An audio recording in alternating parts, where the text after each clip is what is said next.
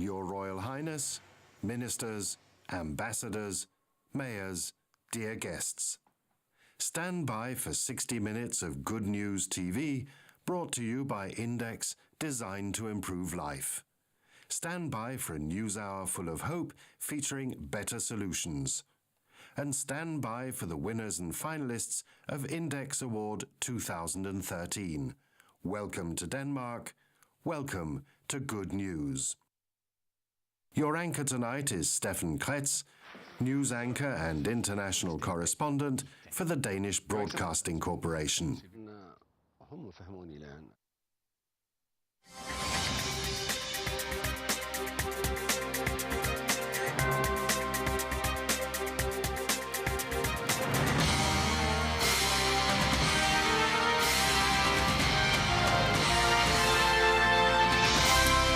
Good evening, everybody. This is a presentation of Nothing But Good News, and these are tonight's headlines.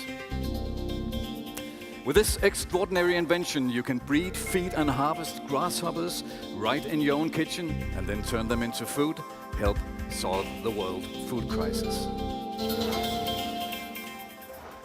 No need to worry about dark or slippery roads anymore. Dutch design makes highways intelligent and safe. The city of Copenhagen turns green to help fight climate change. Oh, there's a woman in labor. Will somebody help? Help! A simple solution to a deadly problem. It can save the lives of both mothers and their newborn babies.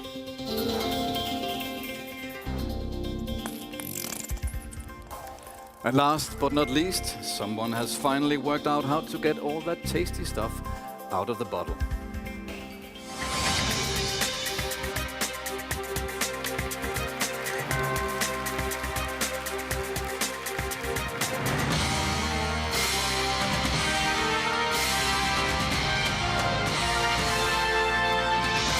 Once again, good evening. Thanks for watching this news hour with nothing but good news, filmed in front of a live audience of more than 1,000 guests from all over the world.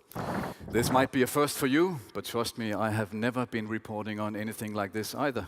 In fact, I've made a career out of throwing calamities and disasters at my audience, rather like this.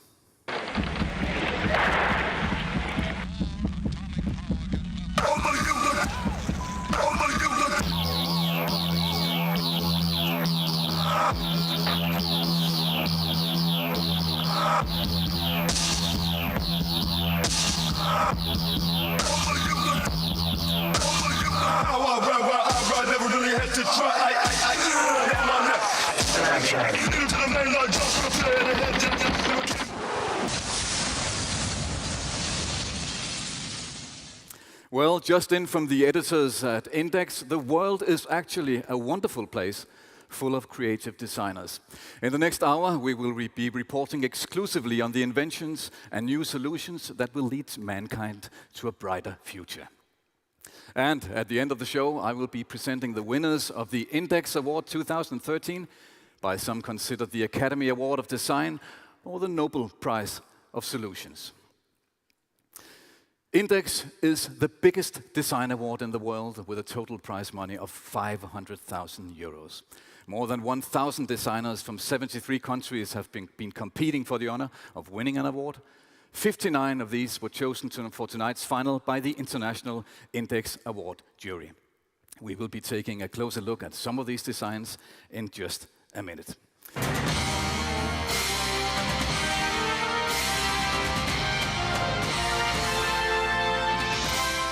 Before we get on with the news, let me introduce our two Good News live correspondents, ready to report breaking news as it happens. Alice Rosthon, highly esteemed design critic at the International Herald Tribune and author of the book Hello World, Where Design Meets Life. A prominent writer and public speaker, Alice explores new directions in every area of design. I'll be getting back to you soon, Alice. My other special correspondent tonight is Ravi Naidu from Cape Town, South Africa. Ravi is the founder of Design Indaba, which for 2 decades has been fueling the creative revolution in Africa. He's also a member of the Index Award jury. Great to have both of you with us tonight in this, well, interesting news studio.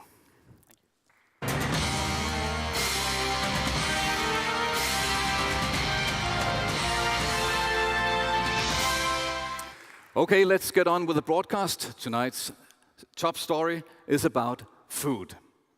The world will be facing a severe food shortage in the near future as more and more people inhabit the planet.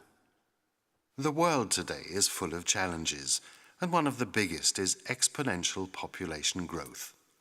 Today, we're about 7 billion people living on the planet, and the United Nations estimates that we'll be 9 billion by the year 2050. 9 billion people that all need enough food and water to sustain life. However, there is a solution to the food shortage that will make the world a better place to live in. It might take a little getting used to, but it's cheap and it's full of nutrition.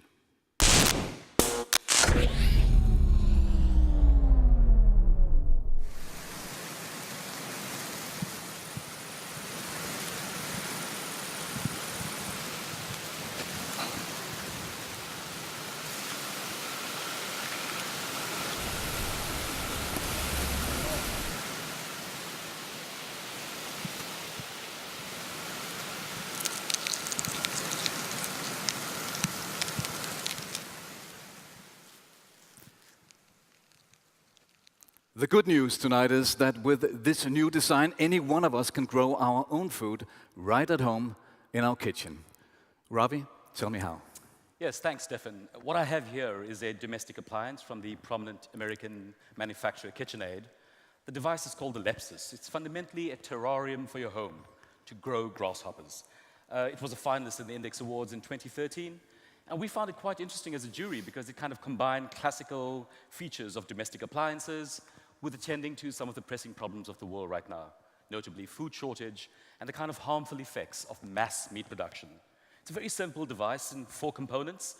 You breed the insects at the base, you grow them, you harvest them, you subsequently kill them, and I believe if you saute them lightly with some garlic, they're particularly scrumptious, Stefan. Quite fascinating. I'm not convinced that I can actually be allowed to bring that thing into our kitchen at home. However, the fact is that the consumption of meat per capita has doubled in recent years, and it will increase even further in the future. That's good news for the meat farmers, but not for the planet's climate. In 1980, an average Chinese person ate 13 kilos of meat per year. Now that same person eats almost 60 kilos, rapidly moving China and the rest of the global middle class towards the world-leading pork-loving Danes, who consume more than 100 kilos annually per capita. But why is meat harmful to our environment? Well, meat has a negative impact on the planet for 3 main reasons. First of all, meat production is estimated to account for 18% of all greenhouse gas emissions worldwide when taking the whole commodity chain into consideration. Secondly, a lot of water is used to grow crops to feed the animals we eat. And finally, deforestation, where the world's forests are cut down to make room for grazing cattle, thus releasing the trees' stored CO2 into the atmosphere and giving way to the cows' methane.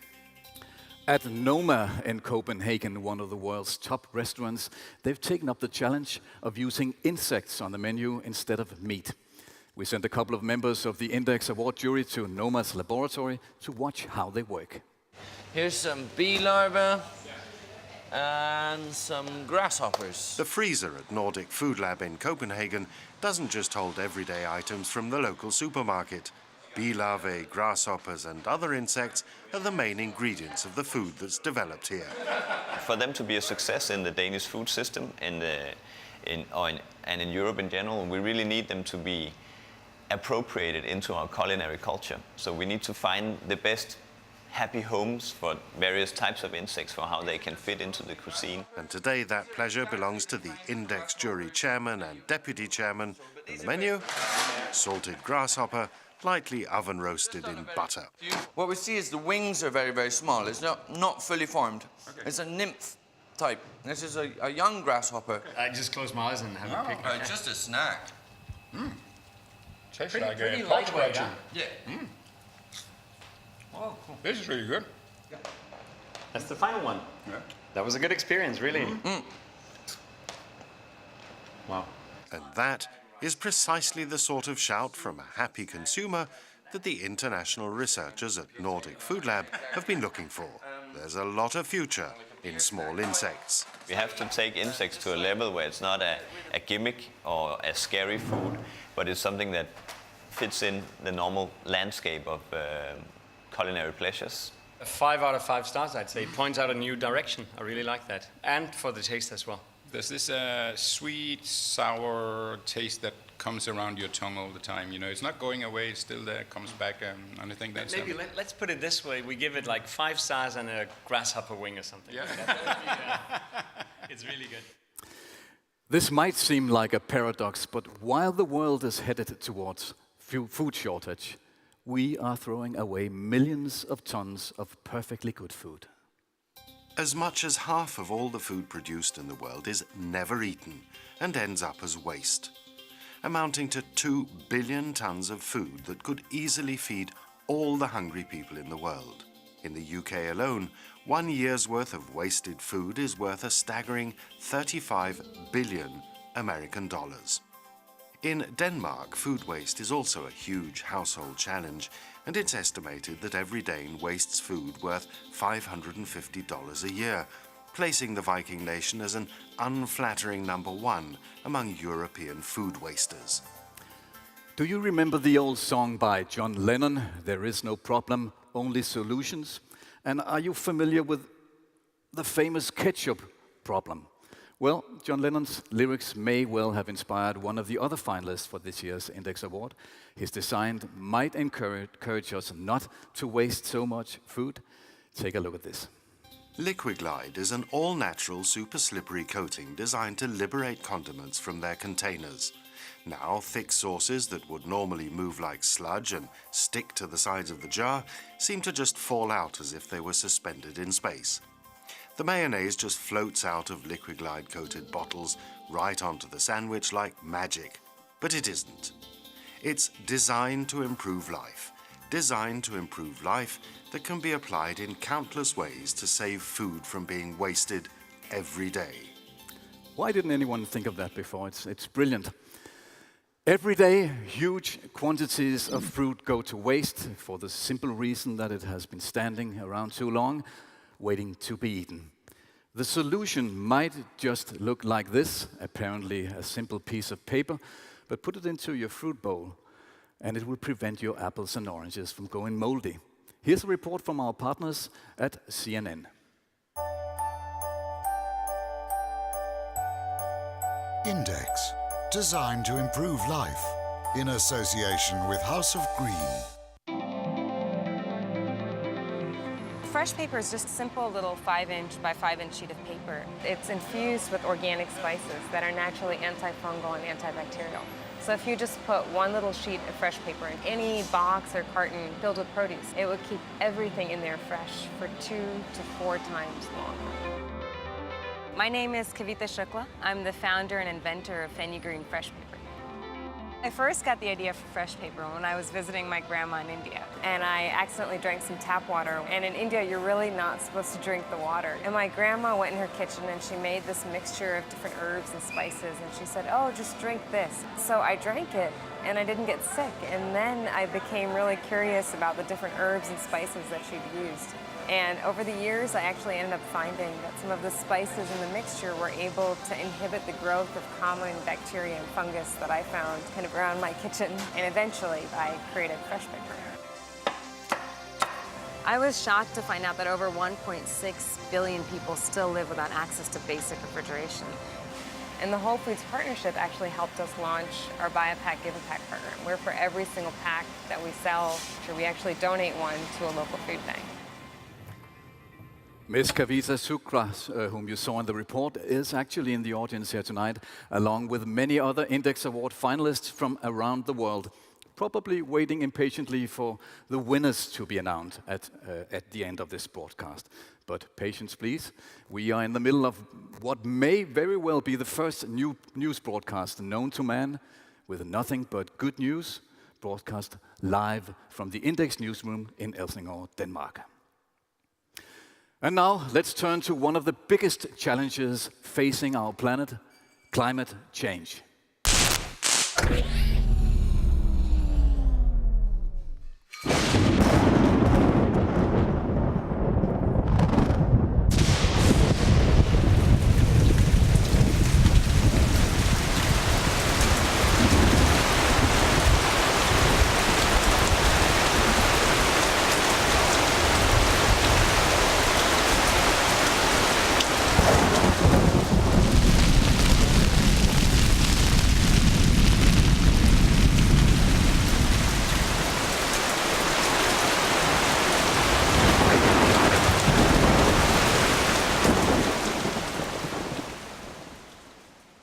The world's climate is changing dramatically. I have seen the results of global warming firsthand while reporting on climate change from every continent on Earth.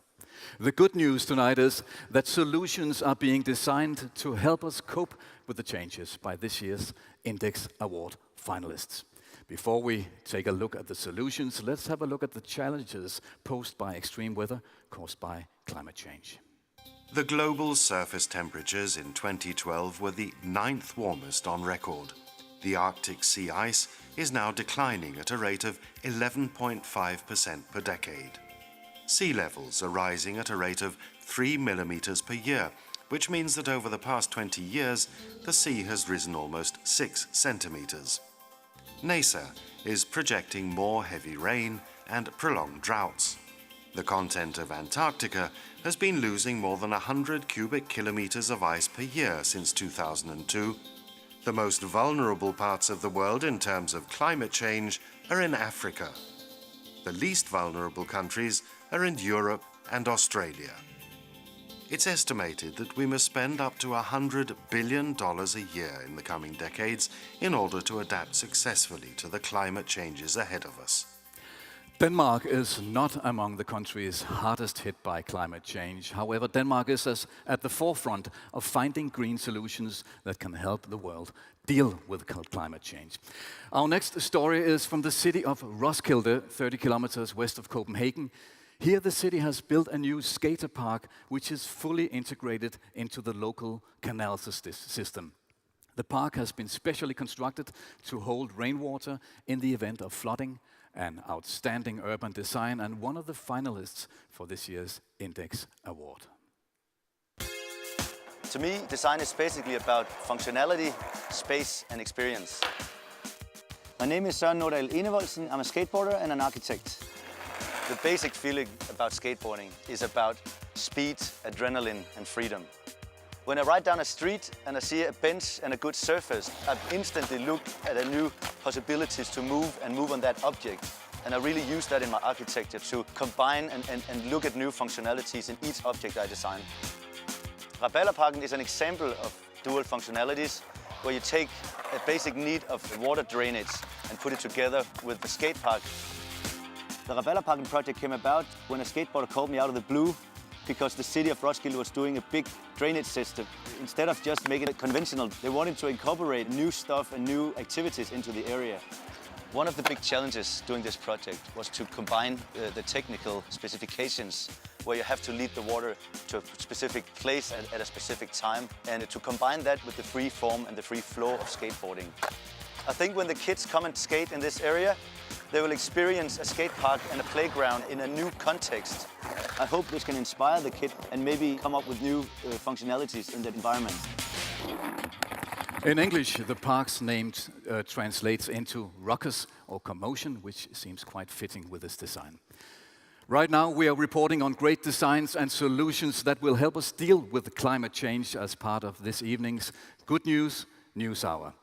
Our next story is about a metropolis determined to find a way to adapt to more frequent and heavier rainfall. 2 summers ago, the city of Copenhagen experienced its most severe cloudburst ever recorded. The event was followed by flooding, which was a wake-up call for the city. CNN has made this report about this Index Award finalist. In the future, the weather will be more extreme. On the 2nd of July 2011, the biggest cloudburst ever recorded in Copenhagen flooded streets and basements, stopped traffic, and even threatened to take out the power to our hospitals. It caused damages estimated at 800 million euros. Unfortunately, this was not a coincidence or a one-time experience. Copenhagen's Lord Mayor explains how the city is waterproofing itself against future flooding. We have invested in new methods, a new design for the city to lead the water to places where it can be absorbed. And green roofing is a major part of that. You already have 2,000 green roofs across Copenhagen? Yes. This 8 house is a very, very famous house in Copenhagen. A lot of the rainwater is absorbed off the green roofs and also in the lakes and the channels in the area. So when we have the very heavy rain in Copenhagen, there was no floating here in this area. This is one example of a larger vision for the Danish capital. We're going to add a blue and green layer of infrastructure to the city to support our pipes and sewers below the surface. By building green spaces and recreational areas that can absorb and delay large amounts of water, and by constructing water boulevards in the streets, in combination with underground pipes, we can steer the rainwater out of the city and into the sea without it ever entering the sewer. Then what exactly is to Copenhagenize? It's about livability, to have a high quality in your life. All cities must go green and invest in new sustainable solutions for the cities. And we want Copenhagen to be a kind of green laboratory. A work in progress it may be, but Copenhagen's mission to turn water from a problem into a resource is already transforming the urban landscape. CNN reporting from Copenhagen. Global warming is one of the greatest challenges facing mankind, and as a result, designers and architects are focusing on finding solutions helping us live with climate change. Alice Ralston, our special Good News correspondent, has more. Thank you, Stefan. I'm with Louis Becker, an architect with Henning Larsen, the internationally renowned architects with roots in Denmark. Louis, what do initiatives like the Copenhagen Climate Adaptation Plan mean for your work in designing sustainable solutions to climate change? Well, you can say that within 30 years we will have 75% of the world population living in metro areas of big cities, and means we have to rethink the whole concept of a city. And basically, it's a concept that talks about livability, let's say adaptability to different needs. And if you could choose a dream project for climate adaptation in Copenhagen, what would it be? I think for Copenhagen, I'm looking at or thinking about long-term, let's say, thinking in design that think about reuse, flexible structures that can last over time and can be used for different kind of user groups without building new things all the time, which also kind of saves green areas or wet areas in the city. And will the plan make that possible? Yes. Well, that's great to know. Thank you very much, Louis, and back to you, Stefan. You're welcome. Alice Ralston reporting live from just a few yards away, actually. Great report. Thank you, Alice. Stay tuned for more good news right after this message.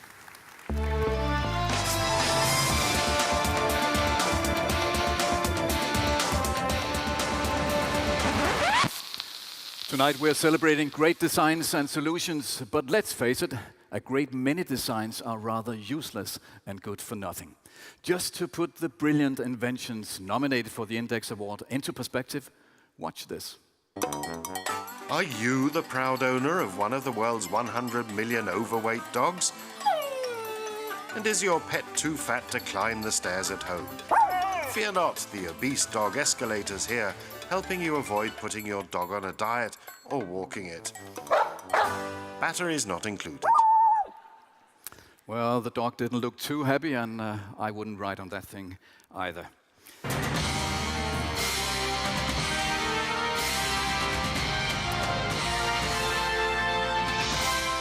At the end of this broadcast, the winners of the Index Award 2013 will be revealed.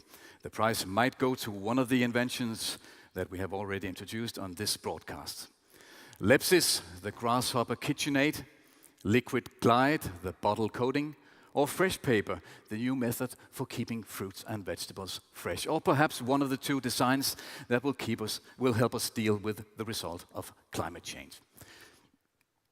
Altogether, 59 finalists are competing for the Index Award. And in a minute, we'll have a look at a few more of them. At this point, I would like to spend just a few moments focusing on the extraordinary award, the world's biggest and perhaps most prestigious design award. First of all, why is design so important?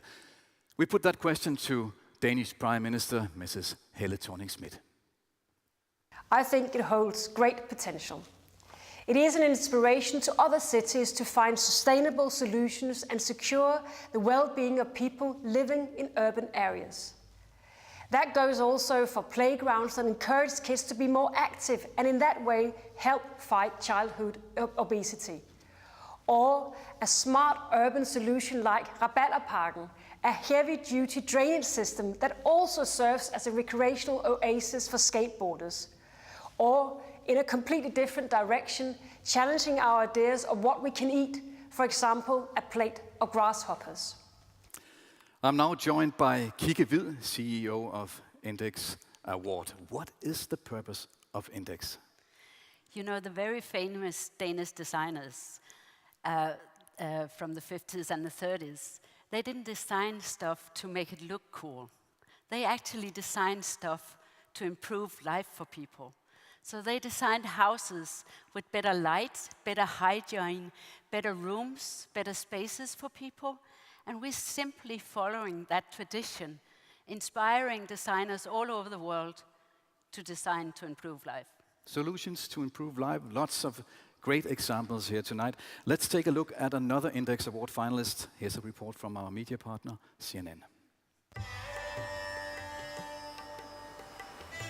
Where we are right now is Worli village. It's a slum in Mumbai. Typically, a slum in Mumbai would be a very small space with a lot of houses very, very close to each other. They're so close that sunlight or daylight doesn't get through in the morning. So a lot of people are forced to use electricity even in the day. My name is Priyanka Bhosle and I work in the core team which installs solar bottles in the slums of Mumbai. The concept of liter of light is very simple. All you have to do is take any plastic bottle, fill it up with water and liquid bleach and stick it onto the roof of a house. And what you get is a 55-watt bulb when sunlight falls on it. The greatest benefits is the electricity bill reduces significantly. Electricity is a very, very expensive commodity here in Mumbai where a lot of people in the slums have to steal it. When we tell people about this idea, the first thing is it's not possible. When they see the luminescence, it's a sight that I can't describe because it really warms me up and it reinforces to me why I should keep doing this more and more here. Kigge Hvid, to me, this appears to be just a soda bottle with some chemicals in it. Very far from the grand classic designs, for instance, these chairs that we're sitting in here. How is this good design?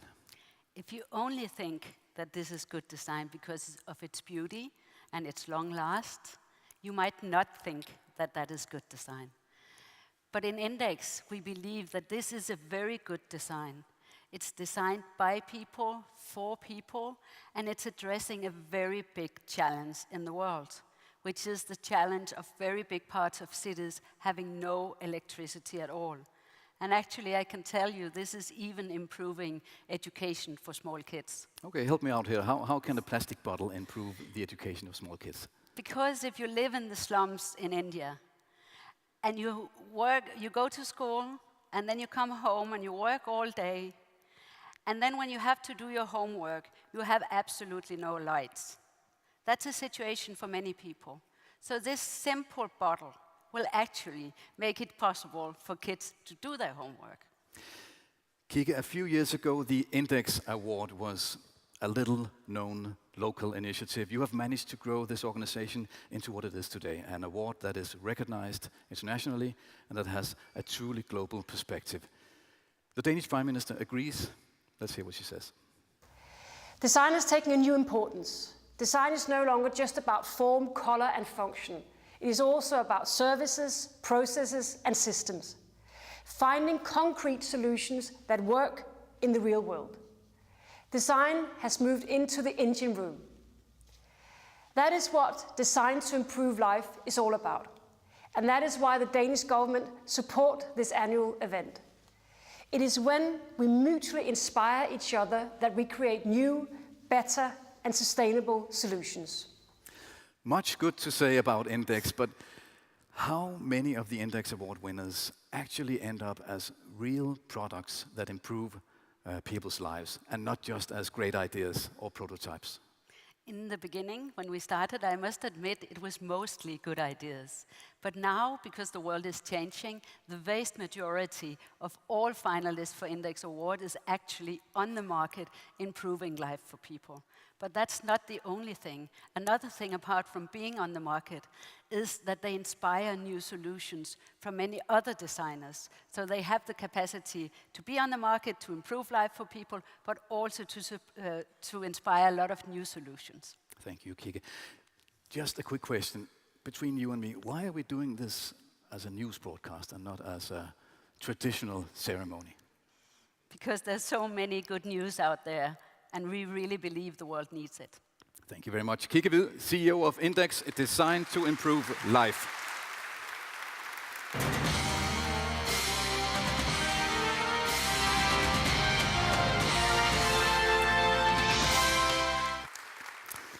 As we continue this 1-hour presentation of nothing but good news, we now turn to the subject of health. According to the UN, the world is actually a much better place today compared to the year 2000. However, we are still facing major challenges like combating HIV, AIDS, malaria, and other diseases. In the developed world, vaccines provide cures. But in many developing countries, a simple needle injection is one of the most dangerous healthcare procedures because syringes are used and reused. Watch this report from CNN. 1.3 million people a year die because of unsafe injection practices. It accounts for over 30% of hepatitis B and C cases and 5% of HIV cases. Unsafe injection practices is number 5 on the World Health Organization's priority list. What you find is that there's landfill scavengers searching the landfills for syringe devices that are then sold on to medical establishments. We want to break that cycle.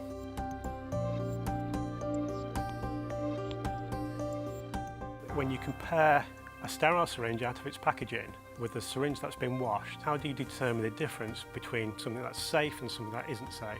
And the way that we've addressed that is through a colour change. So we conceived an intelligent ink supposed to wear by taking out the package, or if the package was breached, we'd actually activate it and turn it red. We had to be really quite clever in terms of looking at technologies that cost virtually nothing. And modified air packaging is one of those technologies. It only adds 1% to the retail price. So on a 2.5p syringe, it becomes quite an interesting proposition. Good news indeed, but HIV, AIDS and malaria are not the only health challenges that we face.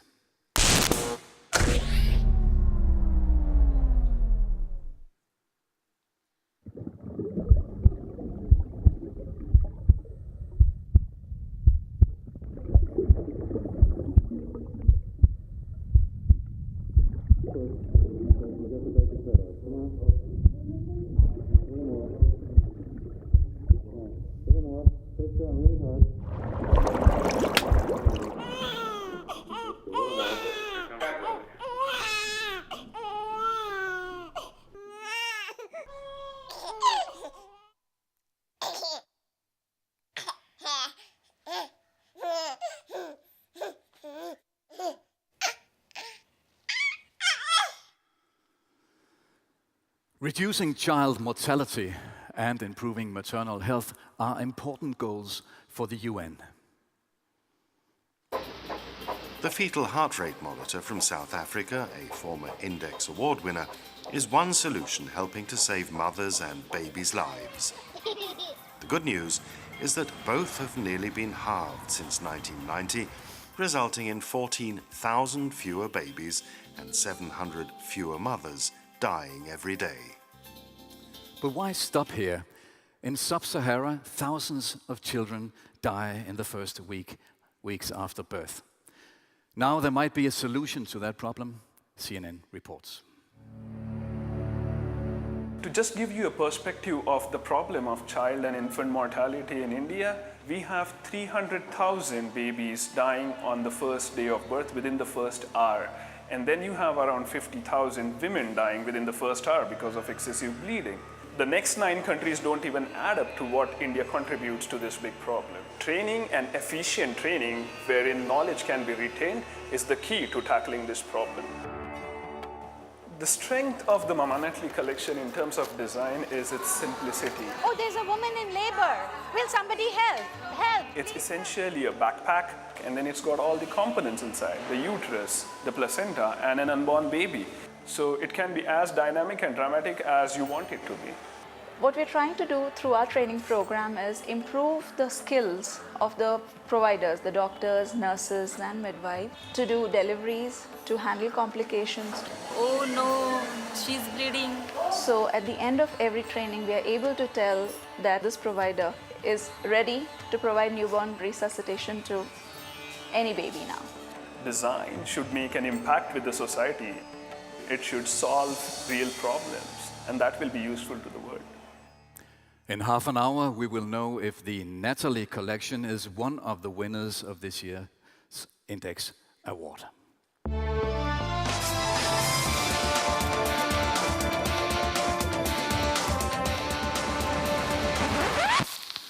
Not all designs are great, some are actually rather useless. Here's one design that didn't make it into the group of finalists of this year's Index Award. Bananas can be confusing, difficult to eat, even dangerous. But now there's a new way. The banana cutter makes it safe and easy to cut your banana in bite-sized pieces without risking injury or getting your clothes dirty. Does not double as a boomerang.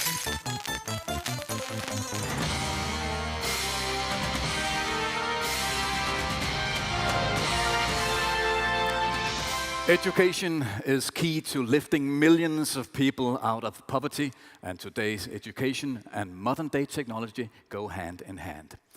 As we continue this one-hour presentation of nothing but good news, we will focus on solutions within the field of education. Having access to a computer is essential to students all over the world. And 6 years ago, someone came up with the idea of the $100 laptop, and the One Laptop Per Child organization won the Index Award. The idea of the $100 laptop was to develop a no-nonsense laptop computer for very little money in order to put it within reach of the target group, the 1 billion kids in primary and secondary schools worldwide. And its developers did just that, thus improving people's lives by giving developing countries an opportunity to ride the IT wave. The price of only $100 is a key factor in the development of the machine, since the aim was, and still is, to bring equal technology opportunities to children in the developing world. That was back in 2007. Now let's turn to Special Index correspondent Alice Rawsthorne for an in-depth report. Why was the $100 laptop so important at the time, Alice? Well, Stefan, with me to answer that question is Paola Antonelli of the Museum of Modern Art in New York. Paola, you're also a member of the Index Award jury. Why was One Laptop Per Child's computer given an award, and what has it achieved since then? Well, we of the jury always try to project our efforts towards the future, and we like to award the promise of a real impact in the world. So we've done that before, not only with the one laptop per child, but also, for instance, with the Kiva crowdsourcing platform, with the free play fetal heart monitor, and with many other projects that really went out and tried to improve people's life.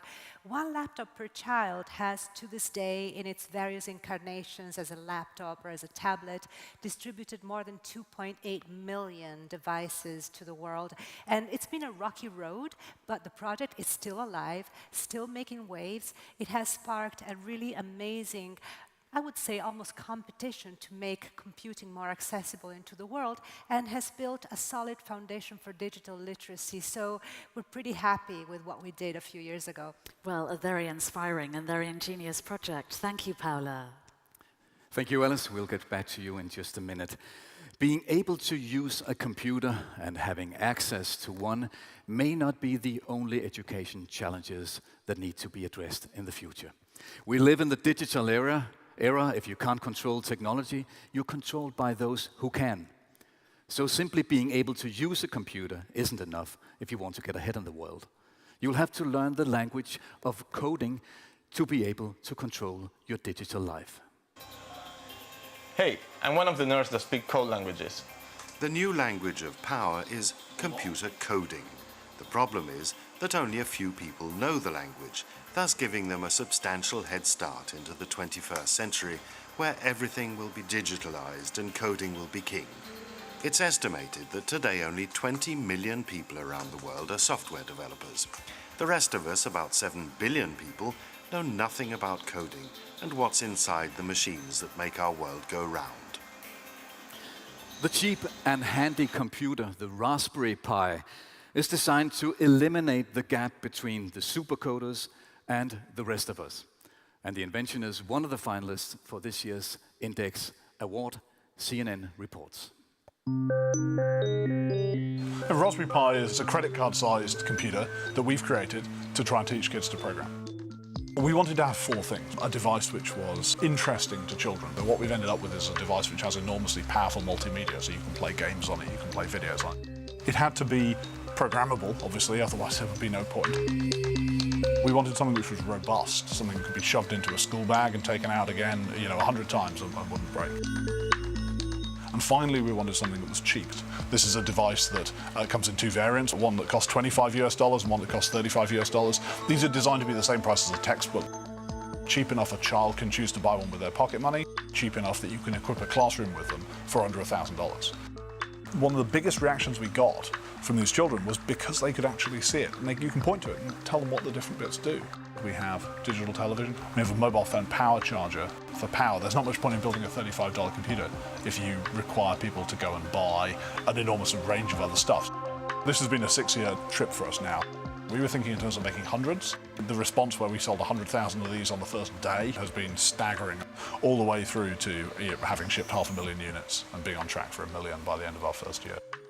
This year has just been one surprise after another for us. For more on the vision of the Raspberry Pi design, here is Special Index correspondent Alice Rothorn. And of course, I'm here with Paola Antonelli from the Museum of Modern Art in New York. Now, Paola, what are the objectives of a device like Raspberry Pi?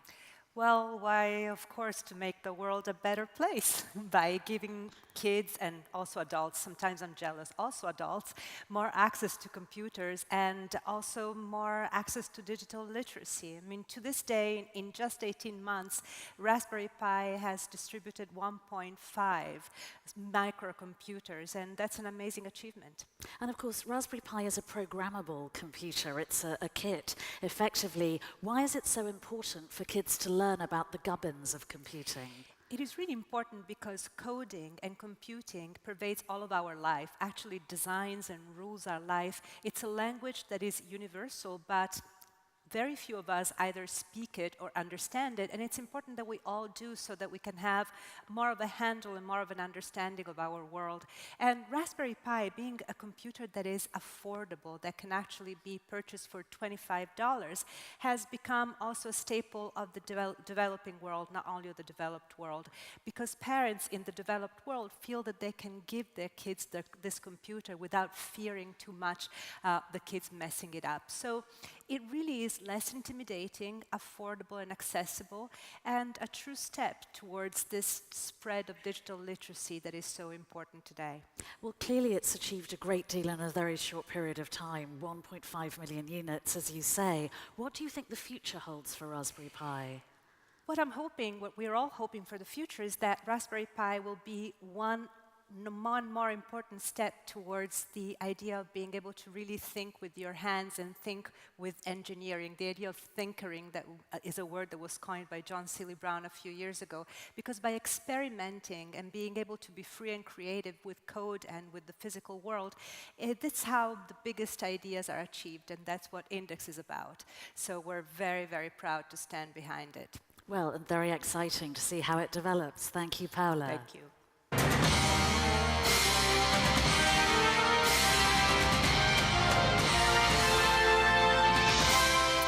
Thank you, Alice, and we continue with our coverage of good news.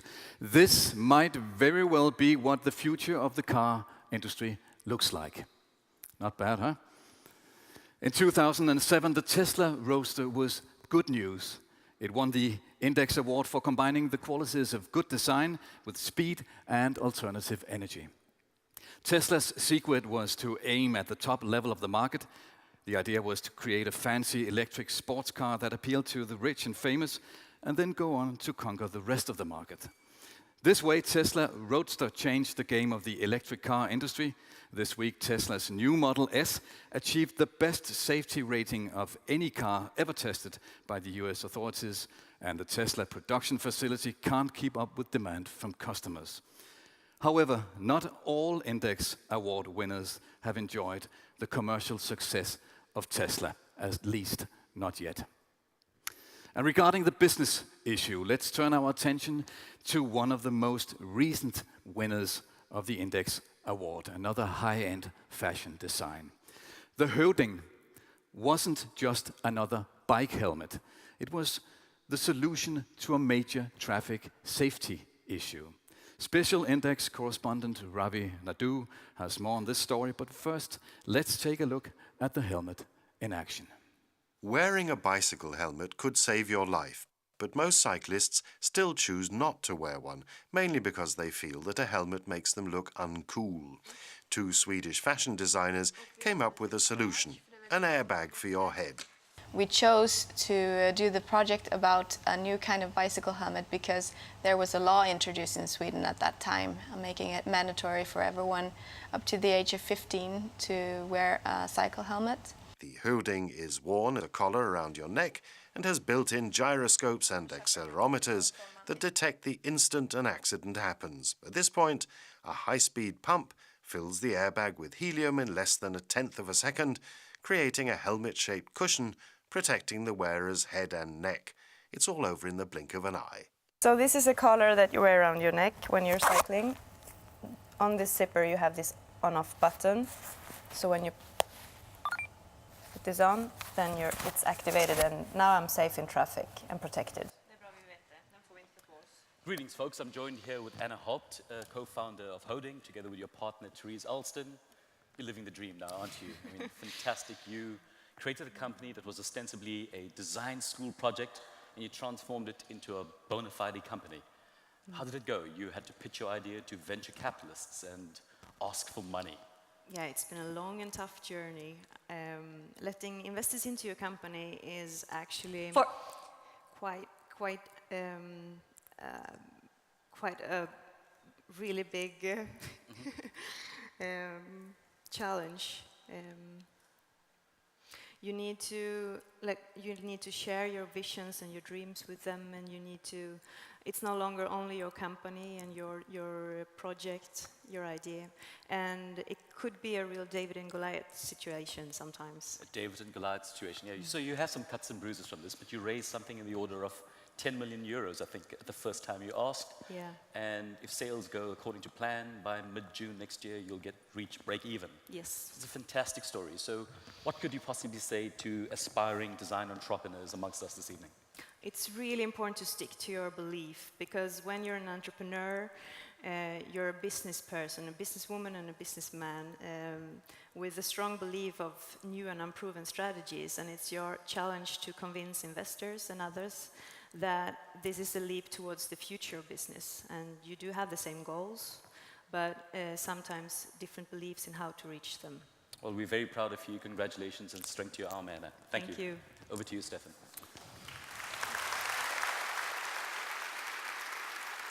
Thank you, Robbie.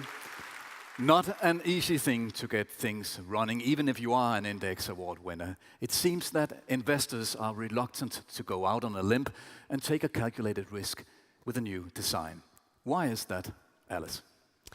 Well, Stefan, I'm with Jens Vistrup Willemsen, who's not only chairman of Index Design to Improve Life, but also an investor. So Jens, how do you respond to Anna's account of the difficulties and perhaps the ambiguity that designers and innovators like her feel when dealing with venture capital?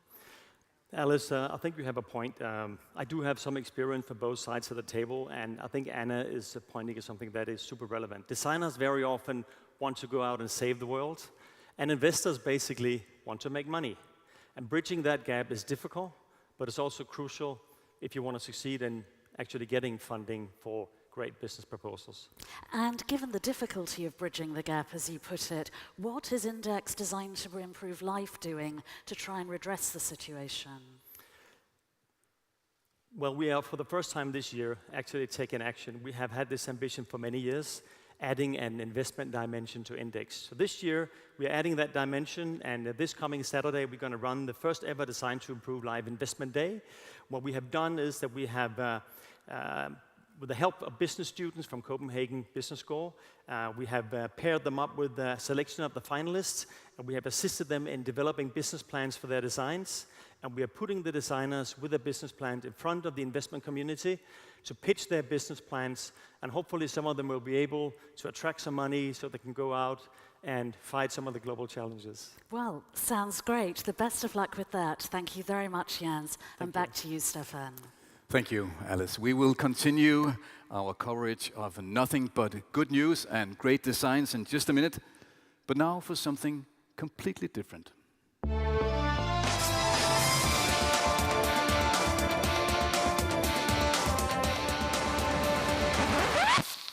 The dog elevator, the banana cutter, the world is full of new ideas.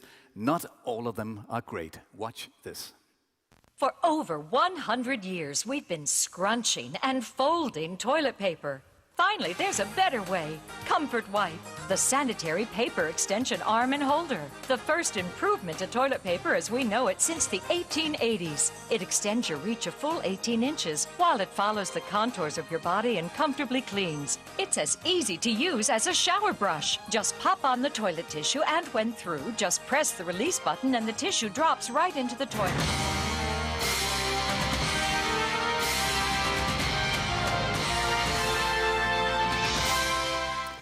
You might not think about it, but pleasant and safe driving isn't just a question of producing better cars.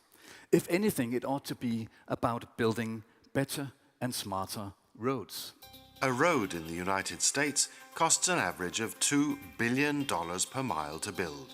On these dumb and costly roads, 1.2 million people are globally killed in traffic accidents each year. That's more than the entire population of Copenhagen. So what are the reasons for traffic accidents? Well, they're equipment failure, roadway design, poor roadway maintenance, and driver behavior. Let's focus on road safety. The first asphalt road was constructed more than 200 years ago on the Champs-Élysées in Paris. Since then, very little has happened to change the asphalt business, while our vehicles have been completely transformed. Just think about the Tesla all computers and batteries. Imagine a road that actually helped you drive home safely after the show tonight, an intelligent highway, not just a ton of asphalt. That is what one of the Index Award finalists did, CNN reports. Well, I'm not so much interested in design, to be honest. I'm more interested in reforming things and how can we make truly interactive and sustainable environments, which connect people again. For me, that is the essence of design. When we look at highways, why is so much money and time and energy spent on cars, but the actual road themselves are still stuck in the Middle Ages? Why can we not develop paints which charge at daytime, give light at night? Why don't we have information on the road only when we need it? So making paints which pop up when it's cold. When it's normal, you don't see anything. But when the road gets slippery, these snow flocks start popping up and disappear again when the sun comes. Why are these street lights always on? Why can we not connect it to a small, simple sensor that the lights are only on where you drive? So you get this beautiful sort of ghost of light, which actually can go 100 kilometers exactly in front of you, so you know how fast you can drive just by following the light. These are all ideas which are not super high-tech. They're basic principles which we can implement to existing roads within the coming 3 to 5 years. Smart highway is not just about new technologies and new designs. It's about creating new mental maps, pushing people to think about the future instead of the past. I think that's the role of the designer, to be this hippie with a business plan and to come up with new dreams, but also with new proposals. A hippie with a business plan, not a designer, but a reformer. Ravi Naidu, you have an interesting guest who may have an opinion on that. Yes, Stefan, I do. I'm here with Bjarke Ingels, rock star at large, fabulous architect of our times, offices in Copenhagen and New York. And those of you who are local would know him from that awe-inspiring maritime museum just a stone's throw away. So you saw that video, Bjarke. Definitely. You're a designer or a reformer? I mean, I think design can be reforming, but it can also be informing or performing. I think what's really specifically interesting about this project is that typically design focuses obsessively on the object, on the car, not on the road.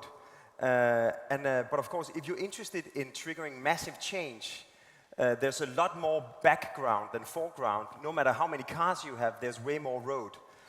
So I think this is a really interesting place to reform. So your advice to the planners would be, listen folks, it's actually beyond the object, it's beyond the buildings, it's actually about looking at things from a rather systemic point of view. Yeah, exactly. I think designers and architects shouldn't just do elegant objects or like beautiful facades. They should really do cities as ecosystems. And in that sense, you could say like our infrastructure for like roads or power plants is normally like deserts in the urban landscape. They have absolutely no social quality or life or intelligence. And I think if you really want to trigger massive change, you need powerful examples. And if people can actually get roads that glow, or power plants that make energy out of waste, or where people can ski on the roof, like a project we're building here in Copenhagen, then why would anyone want to choose anything less than that? Fabulous. Super articulate and telegenic as well. Ladies and gentlemen, Bjarke Ingels. Thank you, Bjarke. Cheers.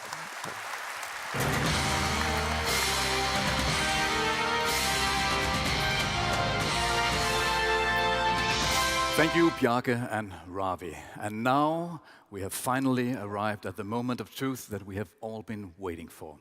I'm in the privileged position to now give away an amazing 500,000 euros on behalf of Index Award. Ladies and gentlemen, we are immensely proud to present to you the winners of Index Award 2013.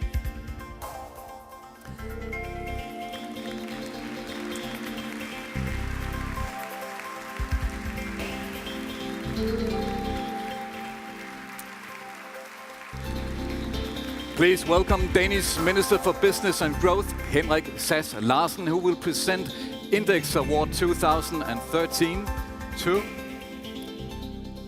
Smart Highways, designed by Daan Roosegaarde.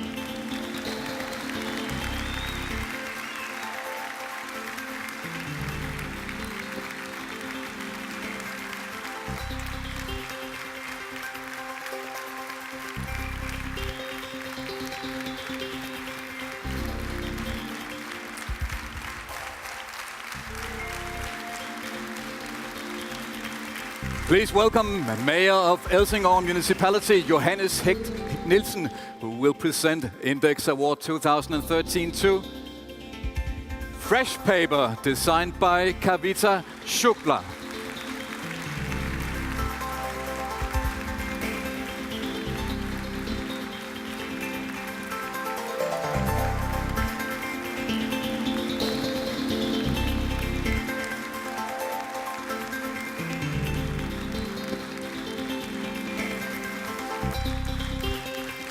Ladies and gentlemen, the third Index Award 2013, Mayor of Roosegaarde Municipality, Per Christian Lunden in Norway, will now present to Natalie Collection, designed by Lærdal Global Health and received by the entire team.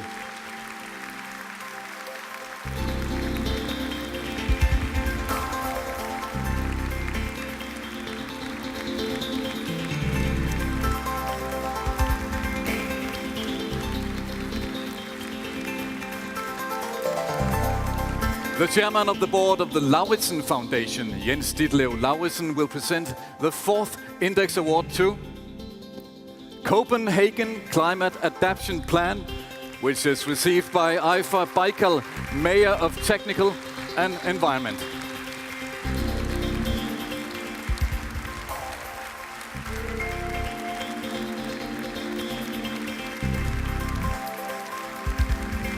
And now, the last Index Award 2013 is presented by CEO Mads Lebeck from the Industry Foundation to the Raspberry Pi. Designed by the Raspberry Pi Foundation. The award is received by Eben Upton. A device which was interesting to children, and what we've ended up with is a device.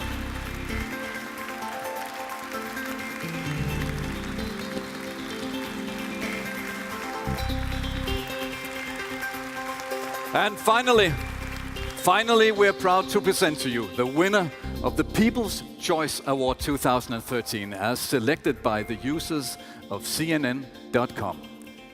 Please welcome Christopher Bach from Fritz Hansen, who sponsors the People's Choice Award with a famous egg chair as a memory of the Index Award 2013.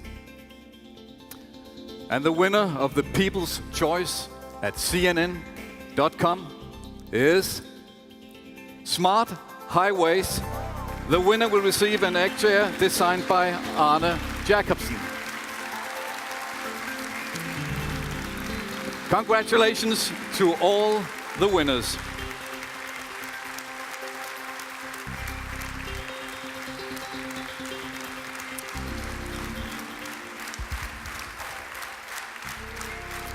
That's all the good news we have for you tonight. Thank you for watching. Thank you for being here tonight. We'll be back with more good news about Design to Improve Life at our website, designtoimprovelife.dk. Click in and see how you can get involved. Good night and good luck.